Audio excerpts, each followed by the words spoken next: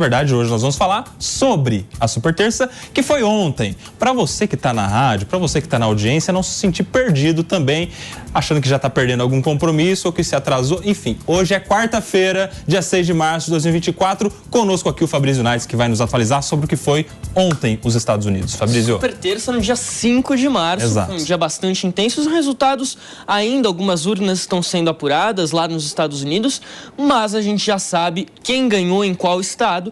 E nas primárias do Partido Republicano, as mais interessantes da gente acompanhar ontem, a disputa entre Donald Trump e Nikki Haley, deu Donald Trump, já era de se esperar. A gente tem até um mapinha aqui para quem nos acompanha por imagens, para ver como que ficou mais ou menos essa disputa, porque foi o seguinte, 15 estados estavam em jogo ontem. O Trump ganhou 14. Esses aqui são os destaques da Super Terça que eu vou trazer. 5 destaques interessantíssimos para a gente analisar aqui. Trump ganhou 14 estados, perdeu só em Vermont. Ah, agora sim, vem aqui o mapinha com as primárias. Olha só, onde que o Trump ganhou até agora, contando todas as primárias, onde que a Nikki Haley ganhou. 24 estados já foram para disputa, Trump ganhou em 22, contando os 14 de ontem, e a Nikki Haley ganhou em 2. Vermont e Washington DC, o que seria aqui o nosso Distrito Federal, vamos dizer assim. Mas o número de delegados do Donald Trump é arrasador, 995. Nikki Haley, 89. Fabrizinho, são 11 horas e 21 minutos. Quem estava no intervalo da rádio, nós estamos voltando com o Fabrício Naitz, que é nosso editor de internacional, nos atualizando sobre o que foi a Super Terça ontem, lá nos Estados Unidos, um dia importante para os destinos dos Estados Unidos da América. Pois é, então a gente volta a falar aqui do mapa, mais ou menos como o Trump domina todos os estados, quase todos os estados onde já foram disputadas as primárias. Ele está com 995 delegados nesse momento.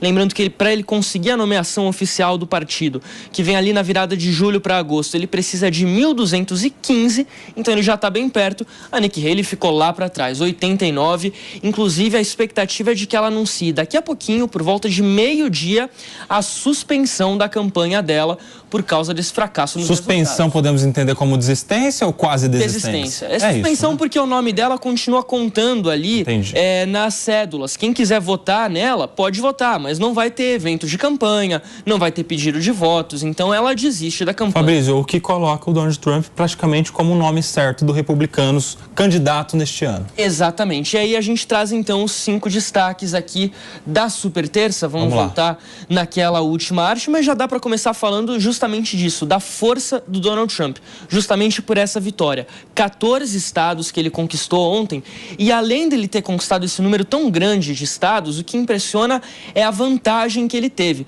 Só para você ter ideia, Nelsinho, o estado onde ele teve a menor vantagem foi o estado de Utah, onde ele venceu com 58% dos votos. Então, um estado, por exemplo, como o Texas, ele ganhou com mais de 60%. A Califórnia, 78%. E aqui a Califórnia é um dos maiores colégios eleitorais dos Estados Unidos. O Texas também, muito importante. No Alasca, mais de 80%. Então, são números que impressionam. E um fato bastante interessante aqui é o perfil do eleitor do Donald Trump. Ele começa aos poucos, bem timidamente, a ganhar um pouco mais do eleitor suburbano, que ele não ia muito bem nesse perfil de eleitor, e principalmente onde ele ganhou de lavada da Nikki Haley é entre o eleitor não branco, o eleitor negro, o eleitor latino. Esse eleitor pode fazer a diferença lá na frente. Aí a gente vai para o segundo destaque envolvendo a Super Terça, que é um sinal de alerta para a campanha do próprio Donald Trump. Porque, embora ele tenha vencido, a gente tem aqui... agora sim, os destaques, olha só. A campanha ainda enfrenta uma resistência interna. Ele não tem o apoio absoluto do Partido Republicano. Só para você ter uma ideia aqui, trazendo números, 66% dos eleitores da Nikki Haley dizem que o Trump não está apto física e mentalmente a voltar à Casa Branca. Então, não consideram votar nele. Só 21% dos eleitores da Nikki Haley dizem que vão votar no candidato republicano independente de quem seja. Trump, Nikki Haley ou qualquer um outro que acabe aparecendo. Não vai aparecer mais ninguém, claro, mas só 21% considera isso. E aí tem uma questão aqui, você pode estar se perguntando, mas eles não vão votar no Trump? Quer dizer então que eles vão votar no Biden? Não necessariamente, mas eles podem simplesmente deixar de votar. E aí, deixando de votar, quem perde com isso, claro, é o Trump. Sim. Adeus para Nikki Haley, a gente falou aqui, venceu em Vermont, mas foi uma vitória tão tímida, que ela não teve nem coragem de fazer ali uma publicação. E não venceu no estado em que foi governadora, inclusive. Pois é, isso... E era uma expectativa dela. Carolina do Sul, pois é, isso na semana anterior ainda era a expectativa dela. Ela performa melhor entre os eleitores mais moderados, mas vai abandonar a campanha hoje. Essa é a expectativa, meio-dia aproximadamente, lá em Charleston. Os últimos dois? Os últimos dois, a gente falando aqui do Biden, ele enfrentou uma nova onda de votos de protesto no estado do Minnesota, eleitores principalmente de origem árabe, descontentes com a gestão dele envolvendo a guerra lá na faixa de Gaza. 20% dos eleitores dos eleitores democratas no estado do Minnesota fizeram aquele voto descompromissado, voto em branco, ou seja, não deram apoio para ele. E tem até um outro fato interessante, viu? Teve primária no território da Samoa Americana. A Samoa Americana não vota para presidente lá em novembro, mas tem primária. E na primária ele perdeu. Eu até tive que anotar o nome aqui do cara que ganhou. É um cidadão chamado, olha só, Jason Phelps. Ninguém sabe quem é. Jason Palmer, perdão. Vai ressurgir. Jason Palmer.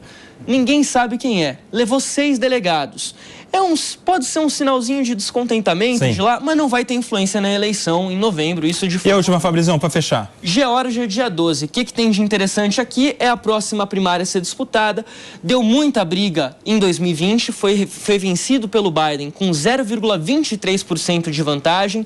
E os dois candidatos, Donald Trump e Joe Biden, vão para lá neste final de semana para tentar angariar eleitores, conseguir votos nessas primárias e já ter ali um termômetro do que vão ser as eleições em novembro. Muito bem. A nomeação oficial do Trump e do Biden vem só ali na virada de julho para agosto, mas a campanha já começou. Fabrício Naes, nosso editor de internacional, trazendo todos os detalhes do que foi essa super terça lá nos Estados Unidos e o que pode vir a acontecer a partir de agora com força de Donald Trump. Obrigado, Fabrizão.